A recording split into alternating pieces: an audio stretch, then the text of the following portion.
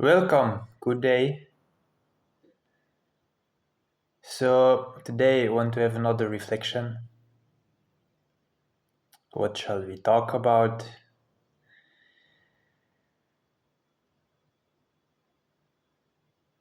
Just thinking about that itself is already an interesting thing. I find myself often, with these videos, it's a great example. Uh, Before starting a video, maybe thinking, what shall we reflect on? But often also, what goes with that is seeing so many different pathways, so many different options, so much potential, so much things. I also feel like I actually see value in that. I would like to explore these topics or these pathways. And I'm also connecting this with innocence itself and flowing through life itself. I want to continue with this reflection from yesterday. I thought about it more, how um, like things like innocence and also the fool and the master, but we'll get to that. But from this point,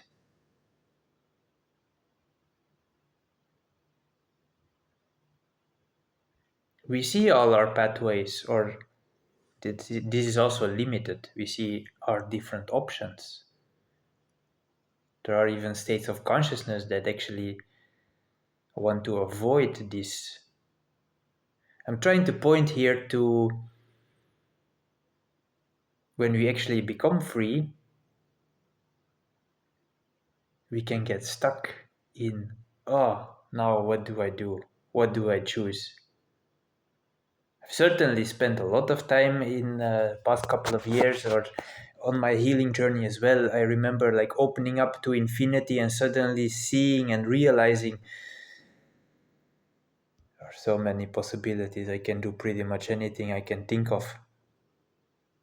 That is limited in itself. Infinity is also limited in itself, but without getting too weird right now, you can also go beyond those limits. So even, but either way, pointing at, it's certainly initially for me opening up to such great potential. Also finding that potential within me, it's like, oh, you can do so much. How this can actually freeze us. Freeze as in get us stuck in the choice of. I feel this is also why a lot of people actually don't want to find that stillness within their life and actually do this kind of reflection of how am I actually moving, what pathways am I actually choosing. Can be it often is, I would say, uncomfortable looking at all these options and then trying to decide, oh, which one am I taking. And also let's recognize that if we are standing truly still like this, even though the thing is it's a process of life itself as well, but either way we certainly can have that feeling like, well, life is continuing on. And that's also a point I want to make. We also have to make a decision at some point to actually get into that flow of life, to also start moving. That's the other part of the flow. The flow of the stillness is one part, and the movement itself is also a part. So then there is a process of bringing them together. I've certainly spent a lot of time in this stillness, and then have to also get towards movement to actually, especially to also, especially weird how I was repeating myself there, to participate in life itself, in the movement of life.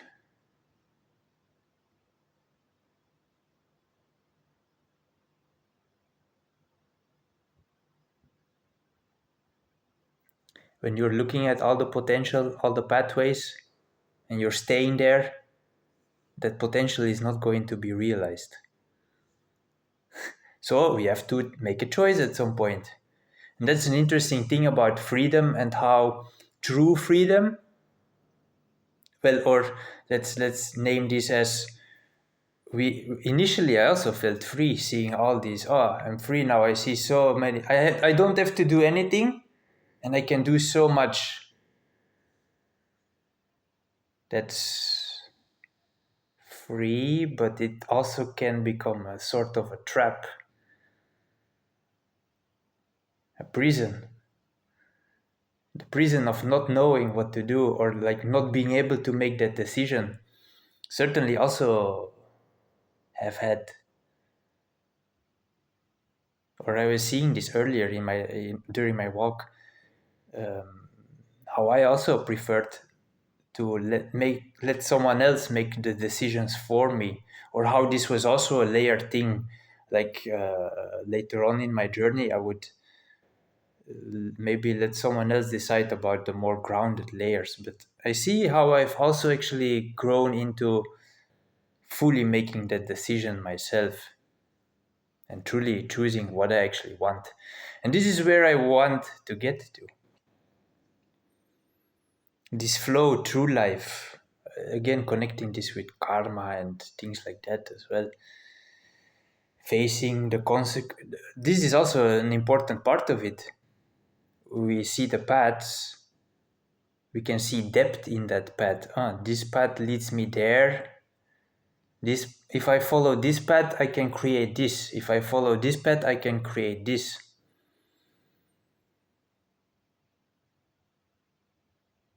The consequences of our actions, the consequence of the path, and how we walk the path is connected with this. But then, what is innocence? I feel innocence can actually help us a lot with this. And looking at my own life, it's at some point I also just feel same with just here talking. Stop overthinking this and just let it flow. Go with the flow in some way. Surely there is the process of, because there are different flows we can follow, different pathways. And then there is the process of becoming aware of which flow are we actually following. But becoming aware is through flowing in a flow, facing the consequences of that, being conscious, I would say, in that flow. It teaches us this flow, and it can bring us to finding maybe a different flow. That's the same process as becoming alive and healing. But so what I recognize now is I walk to life, talk from the heart. You just start speaking what I'm not thinking right now, what I'm talking about, just feeling and letting that flow. And surely it has been a process to allow us to do that. I was thinking of this just now as well, in the form of, this is different than reading a script, or shall I say living a script. A script may be the script of life, like walking through life following a certain script, a script we may have made for ourselves, or maybe our environment through our ego. You have to go to school and do this and get your job and work your 9 to 5, and then have your house and a family, or whatever. That's a different flow from the heart. Heart also brings us in the moment, and I've noticed, even though I'm not sure exactly what's going on, but time seems to mess with our flow, our concept of time, especially in the language we have here. It certainly seems to, and then I'm connecting this here with what I just talked about, having a script. A script is like you have already planned out everything. But there is another flow, which also has that very funny feeling of as if your soul has already mapped out certain things, but you don't necessarily see this or not know this. At some points it can actually be revealed, or some parts of it, but either way, to step into that flow, walking in that innocence through the heart, and really just letting the heart guide us through that feeling of now take this step, now take that step, not necessarily knowing where it's going. That already puts us in the now moment. What do I have to do now? And time really can mess up this flow, and I want to get deeper into that, but it's developing further within me. Just now what comes up is I recently also came across how like a Hopi tribe, they seemed in their language, they seem to not have words for past and future tenses. This also already puts us, you're not even able to think in that form necessarily. It really, that has a feel of allowing us to be much more present within the moment itself.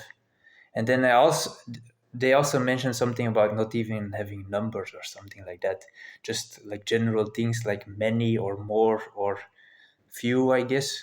But and then I recognize there is a lot of beauty and value in that. For example, how it really brings you in the moment. But I also see the value in our language we have developed, or here in the more developed world. Well, we are able with our language to be more precise. And then I feel there, it's also like this is, we are much more, our language is much more with the mind, or mind oriented.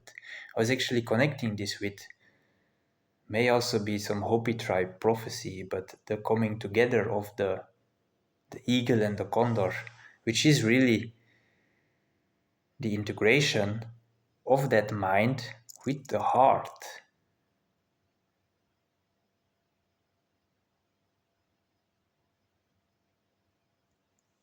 Both cultures. And I feel there, like to clarify this, the Hopi is then much more living in the heart still, but they're lacking a bit this mind that we have been developing. And we in this developed world, we have been a lot developing the mind. We're missing that heart.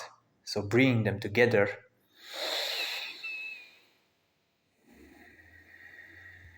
the mind also has a lot of value. For example, that precision, but either way, returning to this flow of life and then walking in innocence,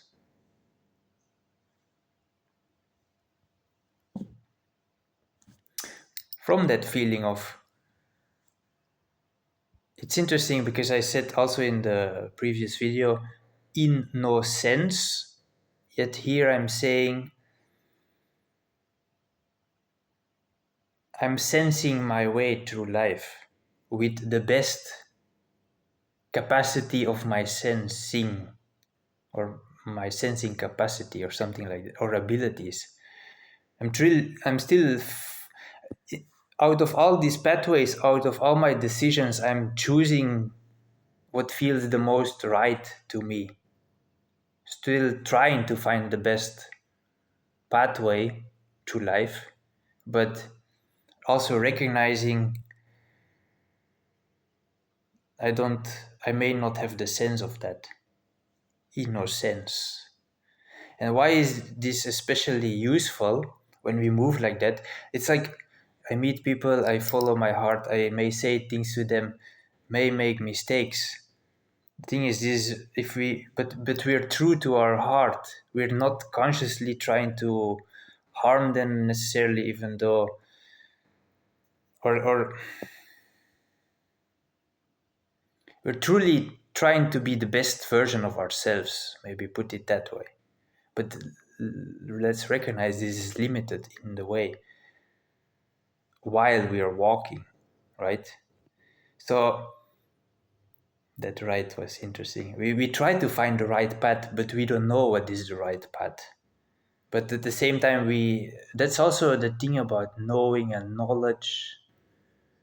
Truly knowing, we have to figure these things out through an internal process.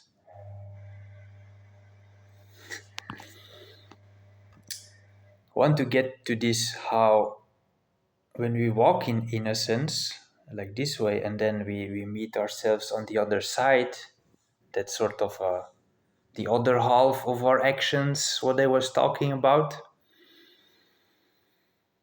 Often this can come with, also we have to be open to this, but recognizing ourselves how we may have been missing things.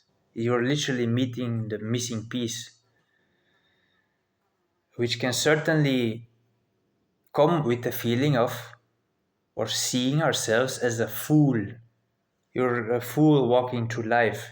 You could have known better, but let's recognize, could I have known better? Maybe sometimes, maybe to some degree, but also be forgiving to ourselves that we are a child of God who is learning our way through life. I'm trying to describe here a flow of life where we actually open ourselves up to this learning through walking through life instead of examples of where we face ourselves. We may not even want to, we may be closed off to that, like no, maybe because we think we already know. That's a trap I see about knowledge itself. When you go and read books, the thing is you have to integrate. There is an it's like information, you can read it. Some people just repeat this without having an internal process of letting that flow through you and then figuring out what is actually meaningful and what is not.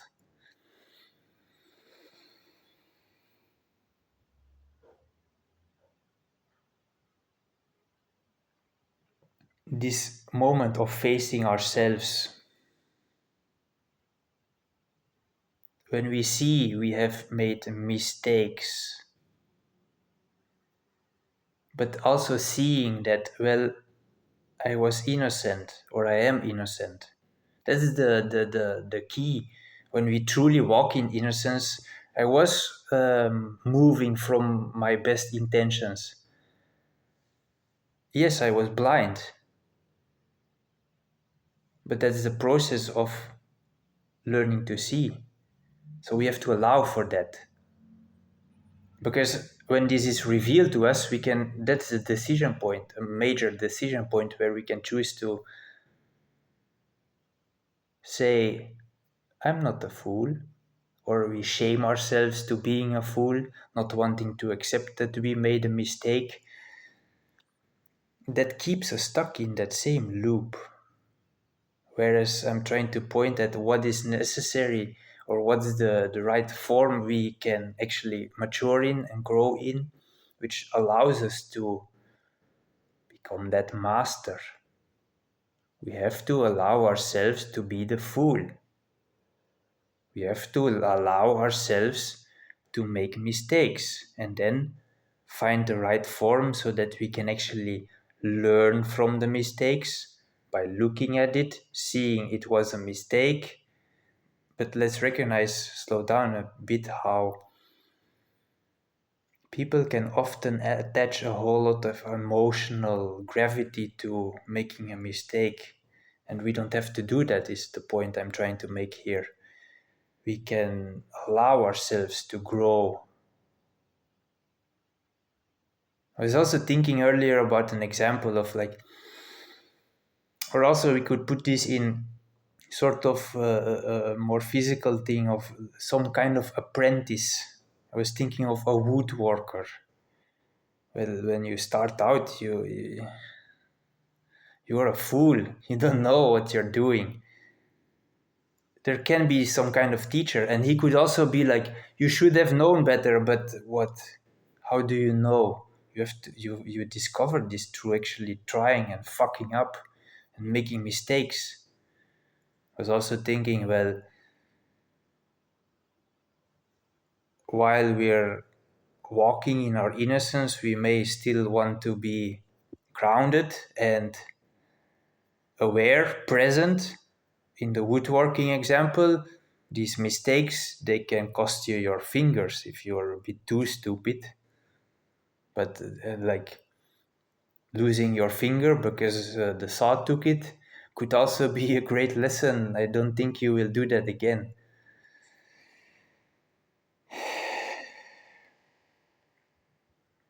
There is also forgiveness in this. The moment when we see ourselves, like how we acted in this moment, we can be forgiving when we recognize I was innocent, I was a fool.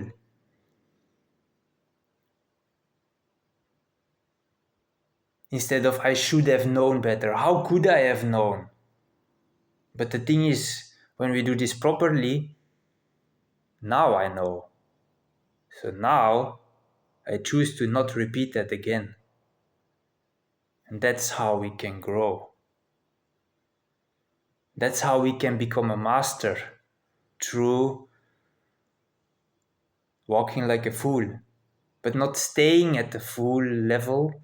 It's like the fool levels up to a master, while the master is always still a fool on his level. There is always a next level, is what I'm describing here.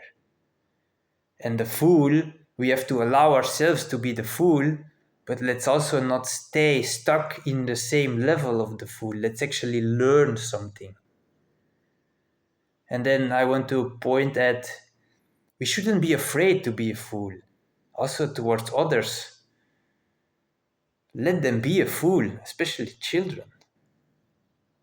It's a bit different than, because we also have clowns who just fool around and like never seem to learn, and that's not what I'm saying here.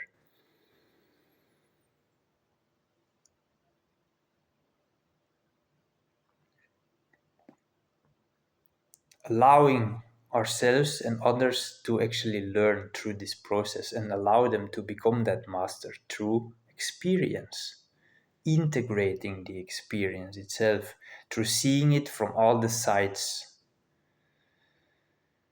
and always also staying open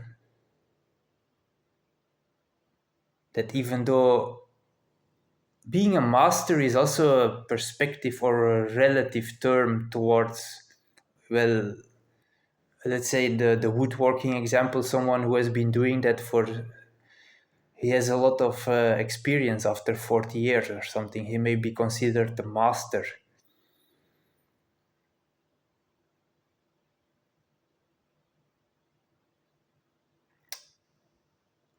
I was connecting this with also, for example, at some point he may start teaching. When he starts teaching, he may be a fool in how he actually teaches. And so there is then still room for growth. And we have to allow ourselves. I was also looking at myself a lot with this. For example, me having now started this journey making these videos. It's another great example of we could get stuck, or like how I started the video, seeing all these possibilities. We can get stuck also from a feeling of I don't want to make a mistake, or I don't want to be that fool. There is some wisdom in that also, to like what kind of quality will I actually bring, sure, but at some point we have to start walking it and allow ourselves to make these mistakes, and then not shame ourselves but actually just learn from our mistakes. Be in that innocence, in that vulnerable position, just learn from it and love it, love the whole journey. I also recognize this in, if I watch my video the next day, part of me could feel a bit like a fool, like you could have done this better, that better, And that's a good thing. I do recognize this part of me that is dying, how the part of maybe being afraid of being that fool, I guess. I watch myself and I see like there's something you're missing here, but that's actually exactly the beauty. Because when we truly feel that, we can actually improve ourselves and grow towards that master. But that happens through being that fool. All right, gonna leave it here. So have a good one.